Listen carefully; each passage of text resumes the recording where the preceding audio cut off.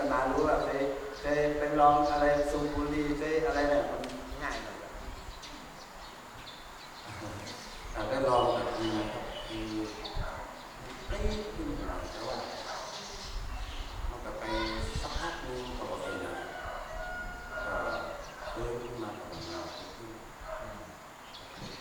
สงสัยต้องแบบนี้ต้องหนักแรงๆเต็มเป้าเต็มแน่นเลยเนี่ยต่อไปต้องแบ่งกันนะคนที่เคยแล้วต้องใส่ตอนนี้ยาวๆเลยมีความรู้สึกสักอย่างเข้ามาโลกเพราะว่าตัวพวกสูบบุหรี่พวกยาเนี่ยเขามันชาแล้วเขาไม่มีปัญหานี่เห็นไหมนี่ที่แม่หมอบอกว่าบางคนก็โหหนักเลยแบบอาการนี่ไปแต่บางคนก็ไม่มีอะไรเลยนี่แหละมันเป็นบทเรียนนะเมื่อกี้จากกับหมอหน้าเล่าประสบ